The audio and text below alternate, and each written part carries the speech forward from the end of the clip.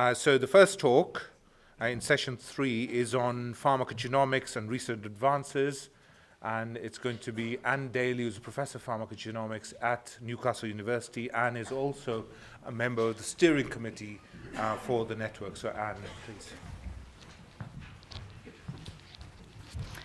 Okay, thanks very much, Munir, for the introduction and for inviting me to speak here today. Obviously, pharmacogenetics or genomics is a branch of stratified medicine or precision medicine. It's not entirely the same thing. And I was a little bit unsure what Munir thought I should speak about today. And we had a short discussion and he gave me some ideas. So hopefully this is actually the sort of thing he's interested in hearing, and also the audience. So what I'm going to talk about is, as requested, emphasize recent advances. Possibly the recent advances have not been quite as exciting as we would have hoped. So I'm going to say a little bit about why that might be.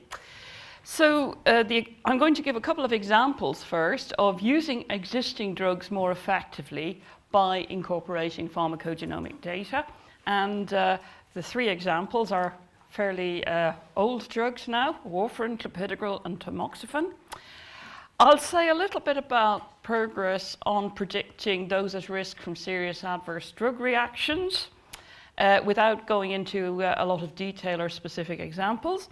And I will end by saying a little bit about the increasing availability of pharmacogenomic tests, both to the public generally and to the public as patients. So this is a summary slide giving a number of examples of pharmacogenetic polymorphisms that are clinically relevant in my view. And some of these have actually been implemented in the clinic. Apologies, the slide has got a bit messed up in the transition from a Mac to a PC. But basically, the examples shown in bold here are examples that have already been implemented in the clinic and where it would be quite normal to do this genotype before prescribing the drug. And then underneath, the examples that are not in bold are examples where, in my view, there is reasonably good evidence that these are worth implementing clinically, but for various reasons have not yet been implemented. And I'm going to concentrate on the second, the top non-bolded, the top 4 non-bolded examples today. Let's start with Warfarin. So, as probably most people in the audience know, this drug is the most widely used oral coumarin anticoagulant worldwide, and using it is quite a complex process because the dose is already individualized on the basis of the patient's response by measuring their blood clotting rate once they're started on a standardized regimen. That's the INR. So, in a way, this is already an example of stratified medicine that's been around for many years. Warfarin is a mix of R and S enantiomers. The higher biological activity comes from the S enantiomer, and we know a lot about the metabolism of the S enantiomer. It's by the cytochrome P450 CYP2C9, and CYP2C9 has 2 relatively common polymorphisms that lead to amino acid changes and lead to lower enzyme activity. Warfarin actually works by inhibiting an enzyme called vitamin K epoxide reductase that's involved in the vitamin K cycle in blood clotting. The gene was only cloned relatively recently, just over 10 years ago, but we now know that there are common polymorphisms in non-coding sequences in VKORC1 that affect the enzyme activity. And we have quite clear evidence from a number of different studies that genotype for both CYP2C9 and VKORC1 is relevant to the dose and individual needs when they are started on warfarin once they're stabilized. A couple of years ago, we initiated a study called EU-PACT that was funded by the EU's FP7 programme and involved a number of European labs. So essentially this was a randomised controlled clinical trial to investigate the use of point-of-care genotyping to guide dosing of anticoagulants. Now, because it's a Europe-wide study, we didn't just study warfarin, we studied 2 other anticoagulants as well, that is acenocumarol and fenfluramine, because they're the equivalent of warfarin. They're rather similar in structure to warfarin. They are used in certain other European countries in preference to warfarin. I'm not going to say anything further about these other 2 compounds today.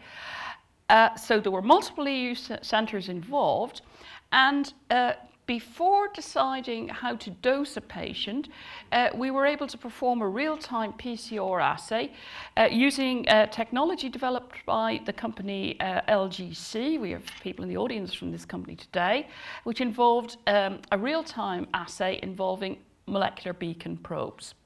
And this particular assay could be, a result could be achieved in about 2 hours using a very small real-time PCR system. The machine was actually called a Genie.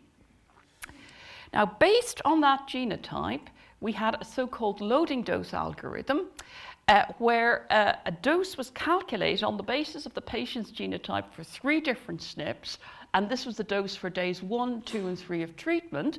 After that, they were their INR was measured, and they were treated with warfarin in the normal way.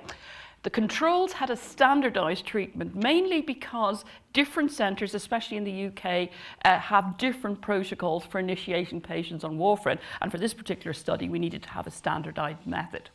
In the end, we were able to study over 200 cases and controls, and these were all from either the UK or Sweden.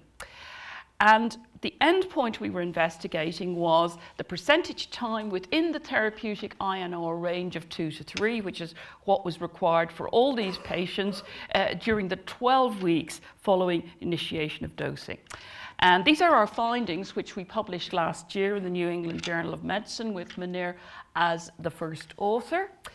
So let's look at the time within range. So basically, the genotype guided group shown in blue here showed a higher cumulative time in therapeutic range over the entire study period than the control group. This was statistically significant. It was 67% versus 60%.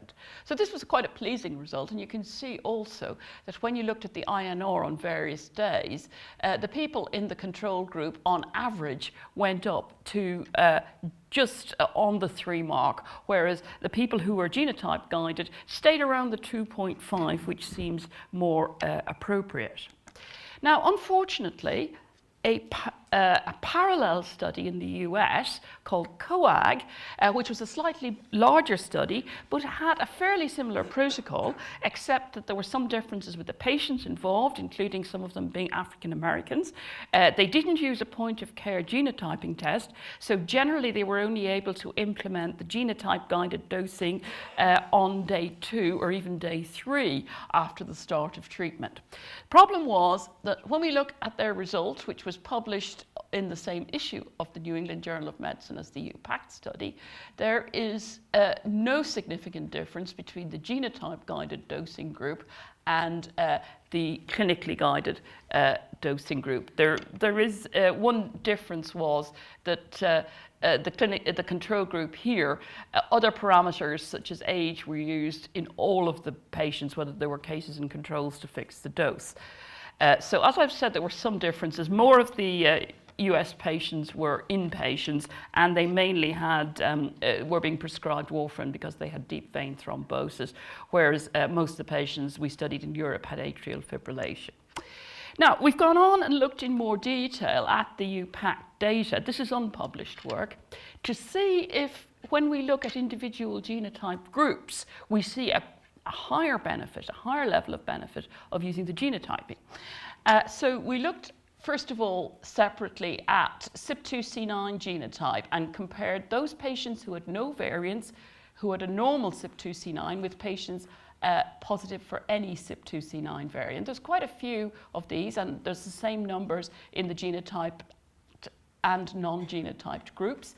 And there is quite a big difference in the percentage time in range between those who have any variant and were genotyped they spend 70% of time in range, compared with those that have any CYP2C9 variant and were not genotyped, they only spent 58% of time in range. So there's a bigger difference there. The VKORC1 data is a little bit harder to interpret, but if we look at the heterozygous group, which is actually a very large group of patients in this study, it's almost as large as the wild types, we find that there is also a very significant difference between those that were genotyped and those that were not. So they're the two most obvious results. If we simply combine the two genes and look at the total number of variants, we also see significant differences between the genotyped and non-genotyped, where there is one variant or two or more. So this suggests to us that when we start looking at people who are actually at risk of developing problems when they're treated with warfarin, we see more of an effect compared with the people who have an entirely wild type genotype profile, who seem to do fine on without the genotype guided dosing. Just to follow up on this, it's an interesting study in my view that's appeared recently in the journal Pharmacogenomics. It's from a group in Nashville at Vanderbilt, and they've been studying, they've got a very good system in place for linking DNA and electronic medical records. And what they've reported recently is that patients who have one of the variant alleles, CYP2C9*3, are more likely to have suffered a serious bleed on the basis of going back through their records over a number of years. And this ties in quite well with some other studies that have been published previously, including some of our own studies from Newcastle, but it involves a slightly different approach to the study, relying on these electronic medical records. It's an increasingly useful way of doing pharmacogenetic studies. So it's interesting that this has really confirmed the importance of CYP2C9 as a way of predicting problems with warfarin treatment. We're currently attempting to translate some of the UPACT findings in Newcastle. This is work I'm doing in collaboration with John Byrne, who's secured some money from an implementation study. This is not a research study. This is much more an implementation study to see if the findings can be implemented in primary care. And this is funded by the Academic Health Sciences Network for the North East and Cumbria. And essentially, genotyping is being done on patients who are shown, who it's been decided to prescribe warfarin to, and prescribers will be supplied with the result. At the moment, it's being done using a standard sequenome-based platform. We hope in time to move to a more novel platform. And basically what prescribers will be told is, first of all, the predicted stable dose of warfarin the patient will require, but they will also be counselled with problem patients. That will be specifically two patients with two CYP2C9 variant alleles and also or two VKORC1 alleles. That it might be better to use some of the newer alternatives to warfarin, such as dabigatran. There are issues there as well, which I'm not going to go into today. So that's in progress. Move on to a few more examples. The next example is 2C19, which actually is a cytochrome P450, which is only responsible for metabolism of a small number of drugs, but they are quite important drugs. Omeprazole and Clopidogrel listed here. I'm going to talk about Clopidogrel. 3% of Europeans and 20% of people from East Asia are completely defective in CYP2C19. They have no activity at all. That is, they have two particular variant alleles. There's also another allele called CYP2C19*17, which is associated with higher than normal activity. So this is quite a genetically interesting P450. Now, although Clopidogrel was introduced relatively recently as an antiplatelet drug, and it was not known until quite recently that CYP2C19 has an important role in its activation, because it's a prodrug which needs to be activated through two steps to this final active form here. Now, other CYPs do contribute to these steps, but 2C19 is probably the only one that can do both steps effectively. So people who lack CYP2C19 activity may not be able to produce much of the active metabolite.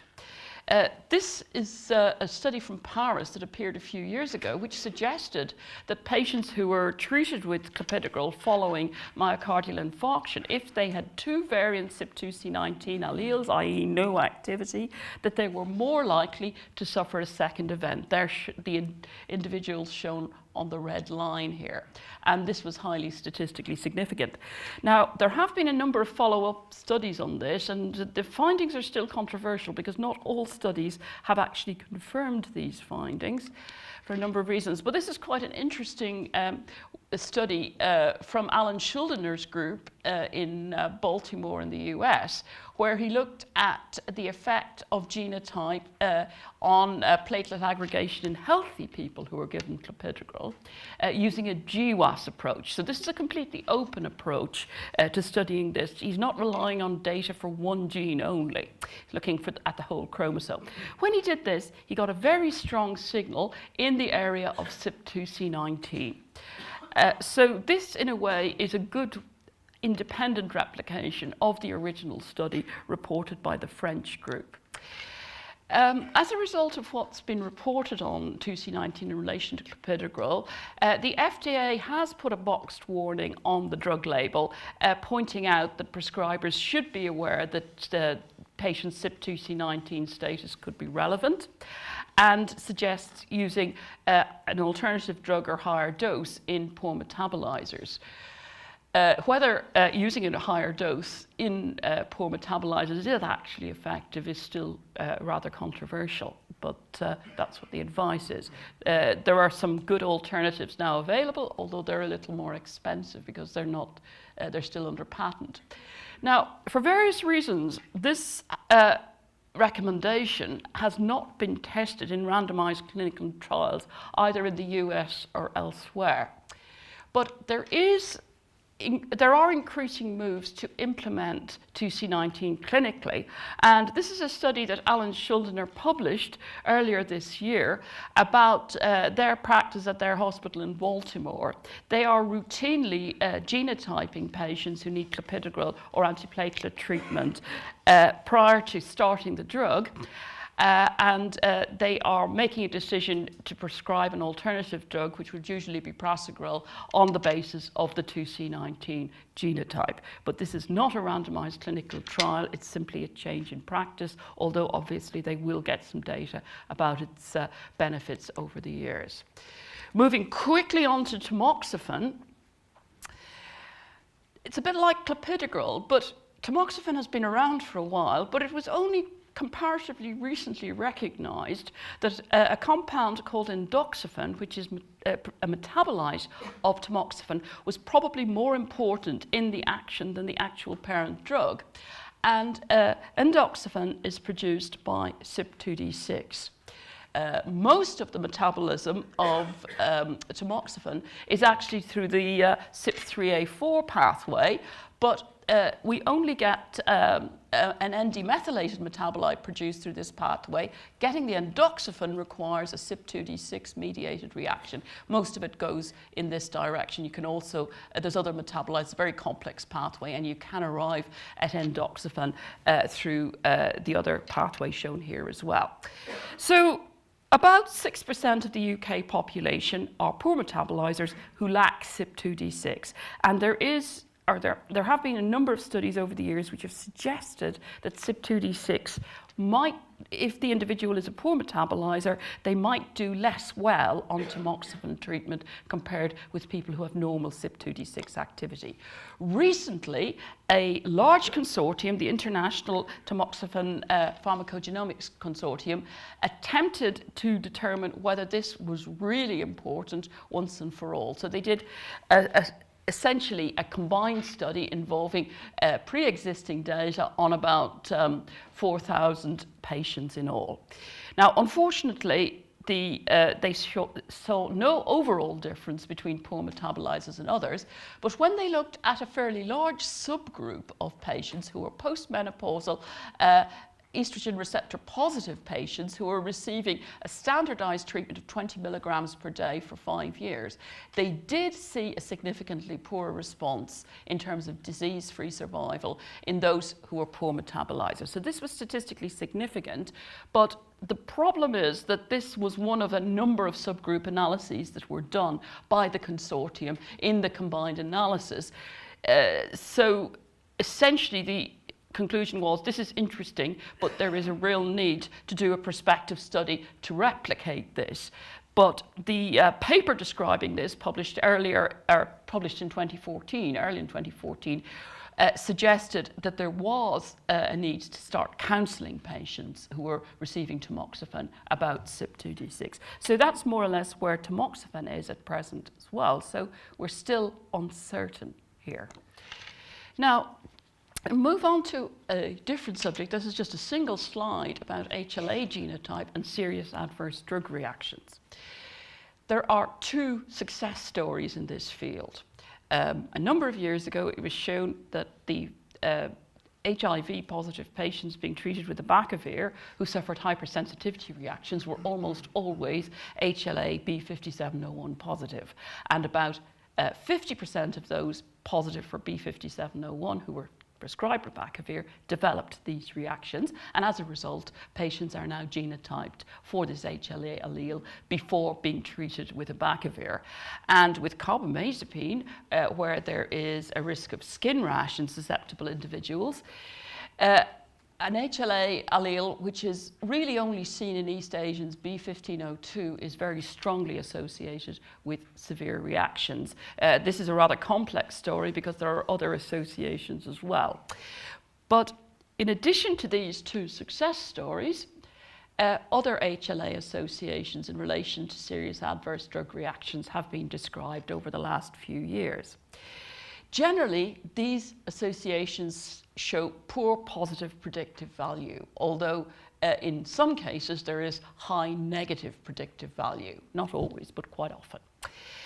Because of the poor positive predictive value, it's difficult to justify clinically implementing any of these findings at present. For some of the HLA associations that have been described, attempts have been made to identify additional genetic risk factors, including starting to do both genome-wide and exome sequencing of individuals who have suffered these adverse drug reactions. But generally, these approaches have not resulted in additional data on risk factors, unfortunately. So it would appear to me that we need to move away from purely looking at the DNA and using other omics approaches and things like patient phenotypes to predict patients, to reliably predict patients who are at high risk of developing these serious adverse drug reactions. So it's been a partial success, but there's still more to do here. Just finish with a couple of slides about general genetic testing. And this is something that is now available in the UK to the public, 23andMe. This was announced a couple of months ago. And if you look at the 23andMe website, you will find that they will test your saliva to get your genotype for lots of things, including 12 genes relevant to drug response. This is the list. In my view, I'm not going to go through these in detail, but in my view, some of this is fine, but I do also have some concerns about this, and obviously this is information that is being provided directly to paying customers, and who most likely will then visit their GP and seek further advice, and GPs do have the issue about how they can deal with this. One serious concern actually I have is the sulfonylurea metabolism, which is just CYP2C9 genotyping, and that is probably only relevant to tolbutamide, which is not generally used as a sulfonylurea in the UK. So that's just an example of the sort of problems I see with some of this. The Clopidogrel test and the Warfarin test are, I believe, correct, and I think I have no concerns about the actual technology being used here. It's just that there are difficulties in providing clear advice that's accessible to the public. Obviously, the 100,000 Genomes project is also going to provide quite a lot of information about pharmacogenomics. And I'm sure that this data should be of value in guiding patient care, but it's going to be quite a complex issue as to how it can be best used to guide patient care. So, in conclusion, I think we have a considerable knowledge base in the area of pharmacogenomics, but perhaps the rate of clinical implementation has been a bit slower than we would have hoped. I also think, though, that over the last 2 or 3 years, the actual rate of accrual of new data has dropped. And this may be a sort of low-hanging fruit phenomenon that we found most of the easy things now, and other things and refining them are going to be more difficult. I think we urgently need to find out from the knowledge we have already what is worth implementing and how can this best be achieved. Some of that was covered, I think, already this morning. I think the Warfarin data that has been generated is looking quite encouraging, but there are still clearly controversies which may mean that yet another study will be needed, possibly a larger one. And with Clopidogrel and Tamoxifen, it's even less clear in many ways. I would say, though, that we have quite a good body of pharmacogenetic information that can be applied to the development of new drugs now, and I think the pharmaceutical industry are well served in this way, better than they were in the past. Obviously, we're in a situation now where you can do pharmacogenomic profiling if you're prepared to pay for it yourself, and it's also increasingly available to prescribers within the health service. So this data does need to be used effectively, and this may need debate about how best to deal with it. So I'd like to end by thanking my collaborators, including Munir, on the EU PACT project, which is really the main data that I've been involved in generating, which I've used in this talk. Thank you.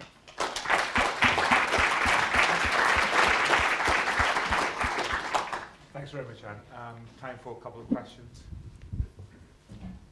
The Clopidogrel story is a bit of an odd one because if you look at the lab-based tests of the different breakdown products and the efficacy in people, it would appear that there should be a very obvious clinical significance to that mutation that they have or genotypical background. But actually in practice it doesn't seem to make any difference, which I think is due to the artifact of the assay that's used in terms of the platelet function, because patients seem to have very dramatic difference in platelet activation, whereas, and so you'd imagine huge number of these people ought to die, but they just don't. So I think there is an artifact here that not all lab-based tests on, for example, platelets really mean an awful lot in the real cardiovascular world. Yeah, I mean, I don't know a great deal about platelet tests, but my understanding is that they don't always agree either. Yeah. And there may be perhaps over-reliance on these tests in determining whether the drug is working or not. Because the majority of these platelet tests, they take semi-purified platelets, they add a fixed dose of purified ADP or purified pig collagen, and then they have a look and see how sticky they get on electrodes, which, yes, it's a result, but I don't really think that actually links on to much about people's ruptured coronary arteries and whether they're going to have a coronary thrombus or not. And cutoff levels vary between different tests, and yes, and within different labs as well. Very true. Sahad Shakir from Southampton. Thank you very much. My question is about Warfarin. Will the prediction based on the genotyping, predicting the maintenance dose, will it have an impact on prediction, the interaction with environmental agents such as drinking alcohol, interacting medications? And would there be a subgroup where giving a maintenance dose of warfarin will require them not to get regular INR measurement? Okay. As far as I know, the actual interactions should not be affected by genotype. There may be some extreme examples where there could be an effect, but by and large, no, especially the alcohol. I think there will be no effect. My own view is that we are not seeking to replace the INR at present as an alternative to a genetic test. Instead, we are seeking particularly to guide the initial stages of warfarinization in a safer way, because that is the time when many of the problems arise. Last question. Hi there, it's Mark Bartlett from Genix. Just have another quick question. You alluded to the need for robust guidance on how to interpret the pharmacogenetic information. Whose responsibility is it? Or who do you think will put the flag down? Because there are initiatives globally, such as PharmGKB in the US with the CPIC guidelines, and also Dutch Pharmacogenetic Working Group. In the UK, do you feel the guidance will go along with them, or shall we set our own standard as a network that we have here today? Or?